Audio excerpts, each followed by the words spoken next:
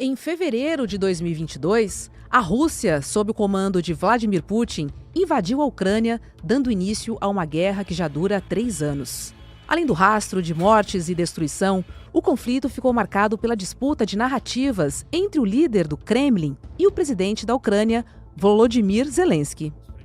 A justificativa para a guerra, pelo lado russo, é o discurso da unidade entre os dois povos, uma vez que ambos os países fizeram parte da União Soviética, que durou até 1991. Na prática, Putin se mostrava preocupado com as negociações da Ucrânia para fazer parte da OTAN, a organização sob influência dos Estados Unidos, afetando a soberania russa no leste europeu. O ex-ator de comédia Zelensky ascendeu ao governo ucraniano, mostrando alinhamento à política de dominação dos Estados Unidos e afrontando a influência russa. 3 anos depois do início do conflito, o atual presidente dos Estados Unidos, Donald Trump, tenta negociar o fim da guerra diretamente com Putin, excluindo tanto a Europa quanto a própria Ucrânia do acordo. A articulação entre Estados Unidos e Rússia pode significar uma aliança na nova ordem mundial e também sucatear as relações com a União Europeia.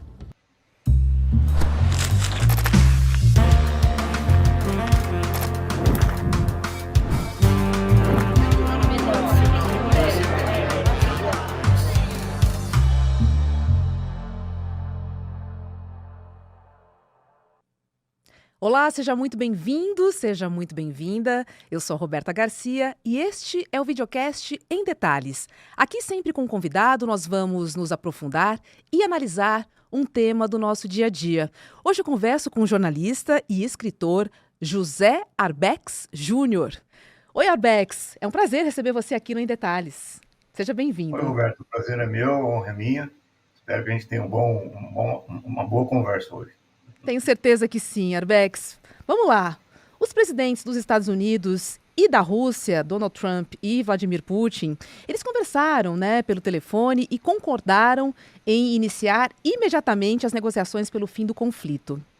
Dessa forma, então, Trump fez um aceno de reconstrução das pontes entre Washington e Moscou. Agora, para quem diz que gostaria de anexar o Canadá, anexar a Groenlândia, fica complicado, a gente comprar a simples ideia de que ele quer paz na região. E aí eu te pergunto, qual seria, então, o motivo por trás desse aceno, de Trump para Putin? Bom, Roberto, para explicar isso direito, eu acho que vou ter que me alongar um pouquinho nessa parte da resposta, porque, na verdade, o Trump, para utilizar uma metáfora médica, ele não é a doença, ele é um sintoma. O Trump é um sintoma do quê? É um sintoma de uma profunda crise que hoje os Estados Unidos estão enfrentando. Mas uma crise, assim, sem precedentes. O que é que causou essa crise? Essa crise tem a sua origem no fato de que, durante todo o pós-guerra, depois da Segunda Guerra Mundial, os Estados Unidos dominaram, controlaram completamente primeiro o mercado ocidental, quando havia a União Soviética, e depois que a União Soviética acabou, em 1991, os Estados Unidos passaram a controlar totalmente o mercado global de tudo. Os Estados Unidos eram o principal parceiro comercial de todos os países do mundo, era o principal exportador, era o principal importador, era o dono da moeda fiduciária, da moeda lastro, o dólar, ou seja, tinha a faca e o queijo na mão. Ele governou de uma forma incontrastável, sem concorrência, sem competição, ele mandava em tudo. E mandava, inclusive, militarmente, porque a OTAN nada mais é do que uma projeção do poder dos Estados Unidos no solo europeu. Quer dizer, hoje a Alemanha, até hoje, é um país militarmente ocupado pelos Estados Unidos. São 230 bases militares dos Estados Unidos na Alemanha. O Japão é um país militarmente ocupado pelos Estados Unidos. A Coreia é militarmente ocupada pelos Estados Unidos. Quer dizer, os Estados Unidos, durante todo esse tempo, governou com um poder incontrastável. Só que isso gerou uma complicação. Eu fui analisar outro dia os dados do mundo do trabalho nos Estados Unidos, para entender o que a população estadunidense está sentindo hoje, os trabalhadores. E lá tem um instituto que chama Economy Policy Institute, o Instituto de Economia Política, EPI. Segundo os dados do EPI, que é uma espécie de DIESE, uma espécie de de analisador do mundo do trabalho e dos sindicatos, etc. E tal. Segundo os dados do EPI, que são respeitados pelas grandes universidades dos Estados Unidos, é fonte de referência, o poder de compra do trabalhador dos Estados Unidos, o poder de compra, está congelado desde 1978. Atenção para isso. Desde 1978, o poder de compra está congelado. O que é que significa isso? Significa que todo ganho de produtividade que as empresas conquistaram com novas tecnologias, robotização, inteligência artificial, todo o ganho que teve, nada disso foi repassado para os trabalhadores. Quem que ficou com o lucro? Quem que ficou com a grana toda? Os 10% mais ricos da sociedade dos Estados Unidos, que tiveram seus rendimentos multiplicados por 5 nesses anos. Quer dizer, então isso aumentou tremendamente a desigualdade social e a disparidade do modo de vida nos Estados Unidos, mas aumentou de um jeito brutal. Assim, é um negócio inimaginável. E, além disso, desemprego, falta de perspectiva de futuro, falta daquela sensação que fazia parte do American Dream, do sonho americano, que era a próxima geração vai viver melhor do que a geração atual. Isso acabou. Por quê? Porque as fábricas foram desmanteladas. E aí começa o problema. Quer dizer, aí que começa a se entender o que é o Trump hoje. Por que as fábricas foram desmanteladas? Lembra que eu falei do salário de 1978 foi congelado? Uhum. O ganho, o poder de compra foi congelado? Em 79, nós temos uma frase da Margaret Thatcher, aquela doce e meiga senhora, que dizia: não existem sociedades, só existem indivíduos e seus interesses privados. Então acabou esse negócio de justiça social, equilíbrio social, Justiça distribuição social, de renda. esquece. Acabou. Uhum. Isso aí não existe.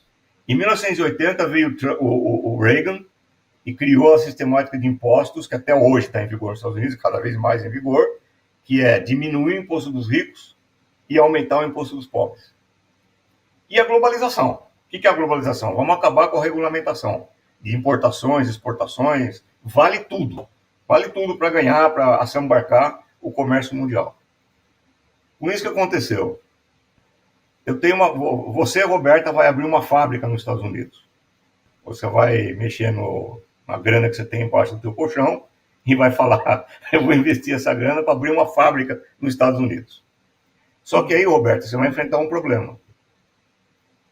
Se você quiser empregar trabalhadores dos Estados Unidos, na tua fábrica, nos Estados Unidos, você vai ter que pagar para eles algo como mais ou menos $15 por hora de trabalho, que é mais ou menos que as fábricas estavam praticando nos Estados Unidos, esse salário.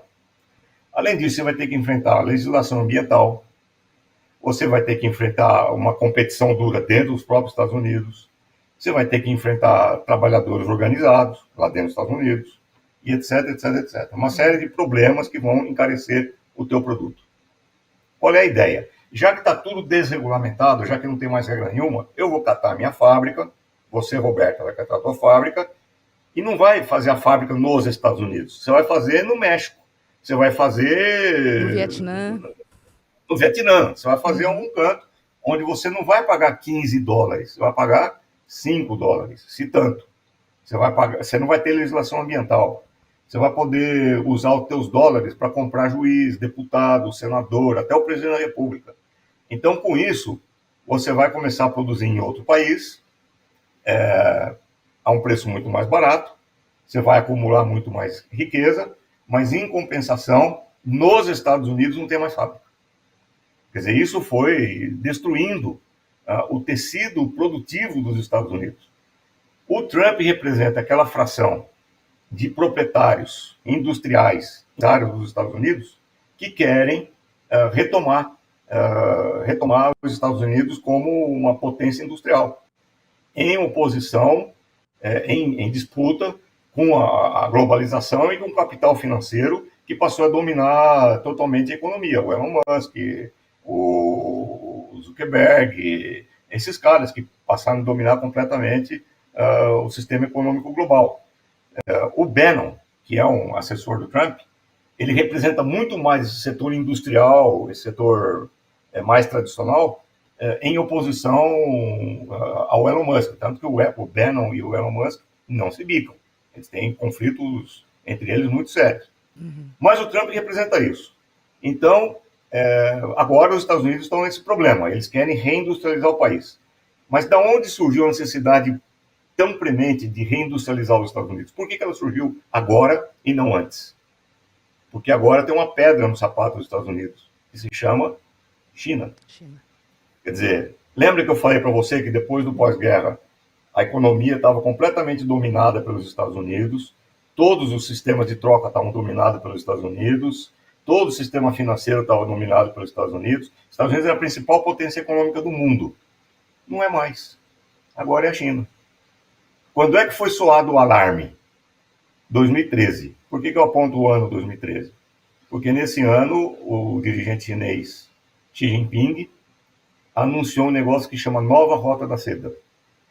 O que é a Nova Rota da Seda? É a unificação dos mercados europeu e asiático num todo jurídico, num todo comercial, uma vasta região de trocas que seria interligada por gasodutos, petrodutos, ferrovias, hidrovias, vias de comércio de todo tipo, aeroportos, portos, e toda essa região dinamizada pelas economias locais, sem a participação dos Estados Unidos.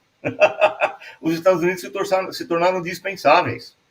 A nova Rota da Seda está a pleno vapor. Pra você ter uma ideia, no ano 2000, a China tinha investido na África 10 bilhões de dólares. 10. Sabe quanto que está investindo na África hoje? 200 bilhões de dólares. Dos 54 países da África, 53 fazem parte da Nova Rota da Seda. Imagina isso. Dos 54 países da África, 53 fazem parte da Rota da Seda. Podemos falar que é o continente todo, né? Todo. Só a Suazilândia, a antiga Suazilândia, que não faz parte. 20 países da América Latina fazem parte da Nova Rota da Seda. Quer dizer, com isso, a China assumiu um lugar que antes era dos Estados Unidos. Hoje, o principal parceiro comercial da imensa maioria dos países do mundo é a China. O principal parceiro comercial. O principal parceiro comercial do Brasil, China. O principal parceiro comercial do Peru, China. O principal parceiro comercial do Chile, China. O principal parceiro do mundo inteiro. É a China. Bom, os caras lá nos Estados Unidos estão entrando em pânico. Porque desmantelaram a própria indústria. Partiram para o mercado mundial que eles dominavam. E de repente não dominam mais, o que sobrou para eles? Os caras estão em pânico. É por isso que eles estão dizendo o seguinte: nós não queremos mais saber de globalização, é isso que o Trump representa. Nós não queremos mais saber de globalização, não queremos mais saber de União Europeia, não queremos mais saber de ONU, não queremos mais saber de aliança, não queremos saber de porcaria nenhuma, nós queremos os nossos interesses. É por isso que ele assume essa retórica absolutamente nacionalista, demencial, que fala em anexar o Canadá, anexar o México, anexar o Panamá, anexar a Groenlândia. Quer dizer, o cara pirou. Mas é uma piração que tem uma lógica, tem uma racionalidade nisso aí. Ele representa esses setores da economia dos Estados Unidos que se opõem frontalmente à estratégia da globalização e do globalismo. A Ucrânia. Nesse contexto, a guerra na Ucrânia não fazia mais nenhum sentido para o Trump e para esse setor da burguesia, porque ela não tá contribuindo em nada para fortalecer os setores produtivos dos Estados Unidos. Muito pelo contrário, né? Os Estados Unidos estavam colocando muito dinheiro para a Ucrânia, no caso, né? Na guerra contra a Rússia. Para a Ucrânia, sem o retorno que esses setores da burguesia querem hoje. Eles não querem para amanhã o retorno, eles querem já. Eles precisam industrializar o país. Por isso a demência do Trump querer fazer guerra de tarifa já e etc e tal. Yerbex, eu entendi a questão dos Estados Unidos pararem, né, de investir em armamentos, principalmente para a Ucrânia. Agora, economicamente falando, qual é a vantagem da Ucrânia para os Estados Unidos? Por que aquela região é importante, hein, para fazer a América grande novamente? Aí você toca num ponto que é central. Desde que acabou a União Soviética, em 1991, os Estados Unidos fixaram a ideia, que virou doutrina de política externa deles, de que acabou a União Soviética, mas a Rússia ainda é a nossa maior inimiga. Naquela época, 91. Por quê? Por causa da Eurásia, essa região que compreende Europa e Ásia. A Rússia é o principal país eurasiático, em termos de extensão, reservas, etc. E nós temos que separar a Rússia em 3 países. A Rússia da Sibéria, a Rússia Oriental e a Rússia Europeia. Nós temos que separar a Rússia em 3 países, desmantelar a Rússia, 3 países. Esse era o projeto. E para botar esse projeto em marcha, os Estados Unidos, após o desmantelamento da União Soviética, a OTAN começa a avançar em direção à Rússia. A OTAN começa a cercar a Rússia. Então, a OTAN incorpora Polônia, Hungria, República Tcheca, os Bálticos, Estônia, Letônia, Lituânia, enfim, ela vai incorporando todos os países que havia em volta, que existem em volta da Rússia, e ela vai fazer o que eles chamam de um cordão sanitário em torno da Rússia, para conter a Rússia. É esse o termo que eles usam. Containment, para conter a Rússia. A cereja do bolo é a Ucrânia. A Ucrânia seria o último país a ser incorporado à OTAN, e isso seria a grande cereja do bolo, pela posição estratégica da Ucrânia, geográfica em relação à Rússia, e também porque a Ucrânia é uma espécie de celeiro da Rússia, pela qualidade excelente das terras, etc. e tal. Só que o Putin está dizendo, desde 2008, teve uma conferência em Munique, em 2008, em que ele falou: parem com esse negócio de querer cercar a Rússia e de querer cooptar a Ucrânia. Parem com isso. Isso não vai ser tolerado. Não vamos aceitar esse negócio aí. É uma situação semelhante que houve em 62, quando a então União Soviética queria instalar mísseis nucleares em Cuba. E o Kennedy falou: não vai instalar míssil nuclear em Cuba. Se instalar, vai ter guerra. É a mesma coisa, o Putin está dizendo. A Ucrânia não vai entrar para a OTAN. Se entrar, vai ter guerra. Não façam isso. Os caras acharam que eles podiam fazer isso. E quiseram incorporar a Ucrânia. E de um jeito absolutamente golpista, que nós conhecemos muito bem no Brasil, que é por meio de você provocar manifestações de rua, financiar a oposição, discurso fake. Chegou ao ponto tão descarado que em 2014 você teve senadores dos Estados Unidos fazendo comício em praça pública em Kiev. Senadores dos Estados Unidos, para derrubar o governo, que naquela época era um governo pró-russo. E quando o Zelensky assumiu o poder, depois que foi dado um golpe, e ele assumiu o poder, o Zelensky, as primeiras declarações dele foram no sentido de fazer a paz com a Rússia.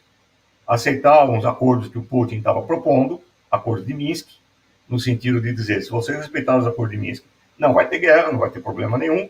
A primeira reação do Zelensky foi de aceitar. Ele declarou publicamente: eu acho razoável a proposta dos acordos de Minsk, eu acho que nós vamos aceitar os acordos de Minsk. Aí o então primeiro-ministro da Inglaterra, em 2022, o Boris Johnson, que é uma espécie de cópia bizarra do Trump, assim, também é um laranjão, cabelo muito estranho, um cara muito estranho. Ele vai para a Ucrânia, tem uma conversa com o Zelensky, e o Zelensky muda de opinião, de repente. Quer dizer, o Zelensky é um pau mandado, uma marionete na mão desses caras. Sendo que naquela época, a subsecretária de Estado dos Estados Unidos, uma mulher muito meiga, muito doce, que eu convidaria por jantar à luz de velas comigo, ouvindo uma música suave de fundo, uma moça chamada Victoria Nuland. A Victoria Nuland declarou publicamente que ela escolheu os ministros do Zelensky. Ela falou: eu quero esse e aquele para fazer parte do Ministério da Ucrânia. Quer dizer, então, é um jogo, não é um jogo nem de cartas marcadas, é um jogo para mim, não houve, jamais. Eu não caracterizo o que está acontecendo na Ucrânia foi a invasão da Rússia pela Ucrânia. Não é assim que eu caracterizo. O caracterizo foi o Putin respondendo ao cerco que a OTAN promoveu contra a Rússia. Foi isso que aconteceu. E a coisa foi andando muito bem, até chegar ao ponto atual em que o Trump concluiu que isso não é mais vantagem para os Estados Unidos. E a Europa inteira é que se danou com isso, né? porque os Estados Unidos, para forçar a Europa a comprar gás e petróleo dos Estados Unidos, porque antes a Europa comprava gás e petróleo da Rússia, para forçar a Europa a comprar gás e petróleo dos Estados Unidos, os Estados Unidos bombardearam os petrodutos e gasodutos que passavam pelo fundo do oceano e que levavam petróleo e gás para a Europa, da Rússia para a Europa. Os Estados Unidos sabotaram isso daí, chama Nord Stream. Os Estados Unidos sabotaram isso daí. Isso aí, um grande jornalista dos Estados Unidos, Seymour Hersh, ele provou por A mais B que isso daí foi obra do Serviço Secreto dos Estados Unidos junto com a Grã-Bretanha. O bombardeio disso daí. Resultado, explodiram os preços do gás e do petróleo na Europa. Na passagem desse ano, 2025, houve um aumento de 30% nas tarifas de eletricidade da Alemanha e da Itália. Só para trazer aqui, para pegar esse gancho, depois da conversa, né, entre Putin e Trump, que aconteceu por telefone, o chefe de Estado da gestão do Trump se reuniu com o chanceler do Putin na Arábia Saudita para iniciar uma negociação, né? Só que nessa negociação, Europa e a própria Ucrânia não estavam presentes, elas foram excluídas. E aí eu te pergunto, qual é o motivo principal, né, da Europa estar fora dessa negociação? Sobre a Ucrânia eu não vou nem comentar, né, porque é o país que deveria obrigatoriamente estar nessa mesa. Agora, quais são as principais dificuldades enfrentadas aí pelas negociações de paz, excluindo principalmente a Europa, hein? A Ucrânia, obviamente. É o que eu te falei antes, Roberto. Depois da Segunda Guerra Mundial... É a questão do gás. Não, depois da Segunda Guerra Mundial, quem manda na Europa, desde o início, quem mandou na Europa e quem manda na Europa até hoje, são os Estados Unidos. Os Estados Unidos falam, a Europa se cala. É o que eu te disse, a Alemanha é uma potência ocupada militarmente.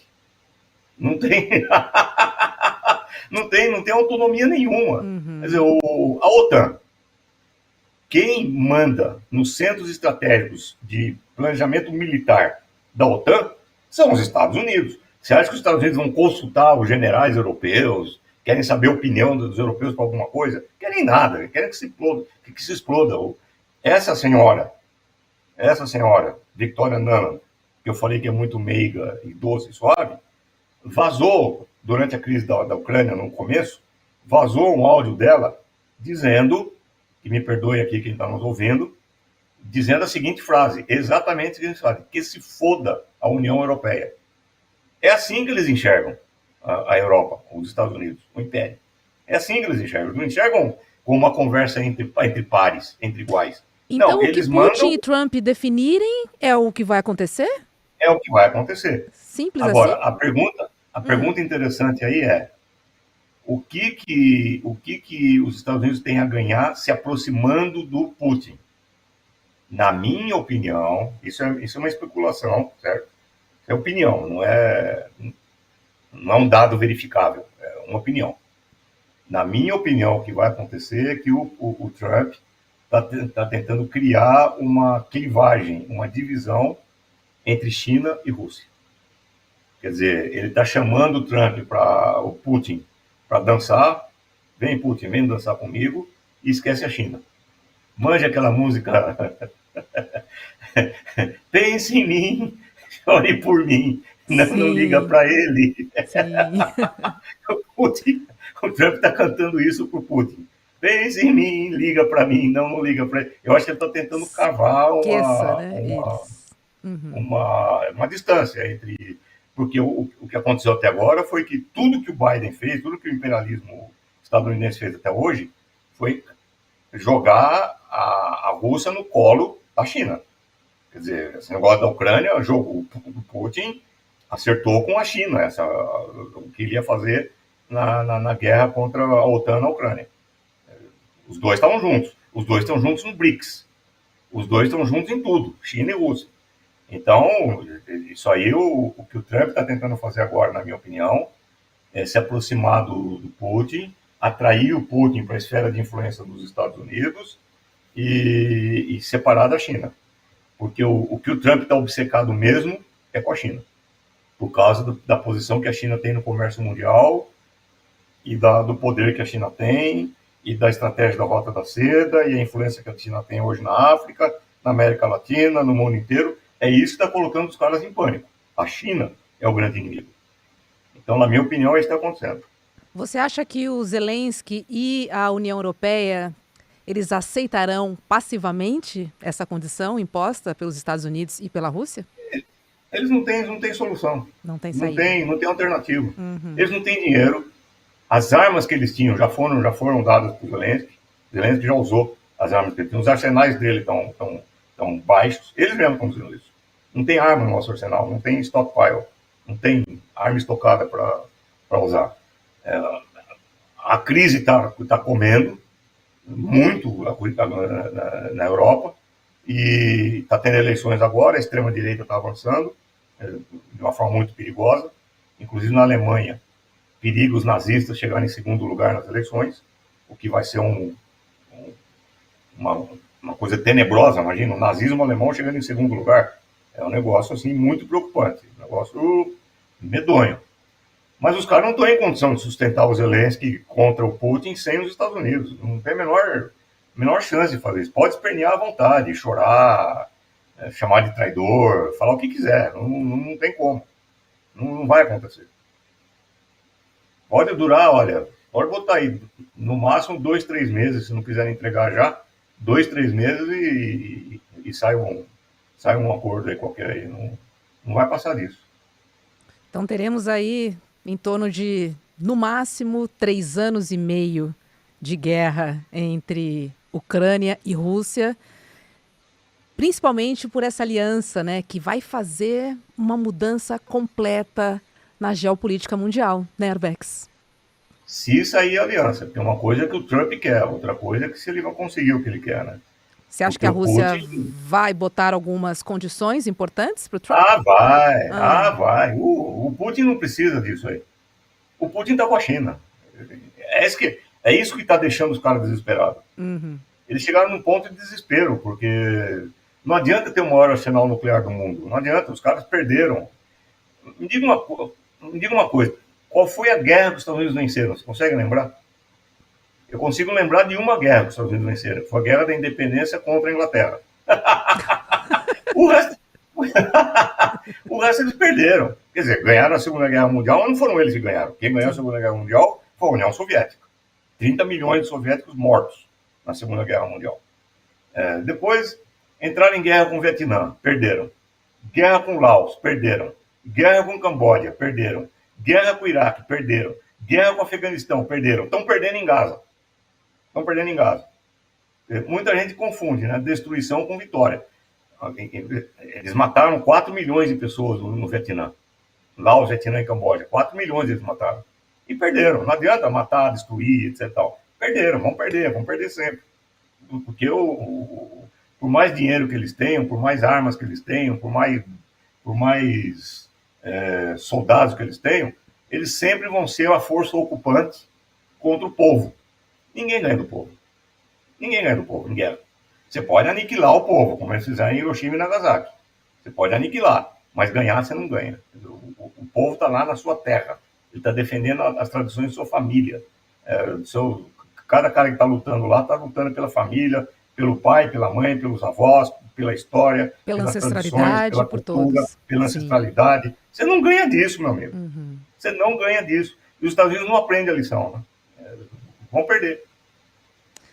Vamos ficar de olho, Arbex. Obrigada, viu, por participar do Em Detalhes conosco e Eu que agradeço. Vamos juntos acompanhar o desenrolar dessa história. Obrigada. Obrigado, eu que agradeço. Muito obrigado. O Em Detalhes de hoje fica por aqui. Para você que nos acompanha pelo YouTube, agora é hora de ICL, Mercado e Investimentos com Débora Maganha e André Campedelli. E na sequência tem Rolê ICL. Eu encontro você aqui na nossa programação. Obrigada pela sua companhia. Tchau, tchau. Absolutamente impactados, emocionados, revoltados. São algumas das palavras que eu ouvi das pessoas que assistiram ao encontro da Juliana Dalpiva com o Marcelo Rubens Paiva e a Vera Paiva. Personagens do filme Ainda Estou Aqui, que está conquistando o mundo, e que entraram em detalhes com a Juliana sobre essa história tão forte, sobre esse crime sem castigo. Muita gente está pedindo, não só para poder assistir de novo, mas para poder chamar os filhos, os pais, para poderem assistir junto a esse encontro da Juliana. E se você perdeu o encontro e quer assistir, eu tenho uma notícia boa para vocês. A gente vai liberar o replay por pouco tempo, mas para que todo mundo tenha essa chance. Essa história contada nesse encontro tem que chegar ao maior número de pessoas possível. E gratuitamente assista esse replay. E a gente vai também permitir que vocês tenham ali todos os presentes que no final do encontro a gente ofereceu para as pessoas em termos de condições para poder comprar o livro que a Juliana Dalpiva lançou sobre essa história e todas as outras coisas relacionadas ao ICL. Não perde esse encontro, não.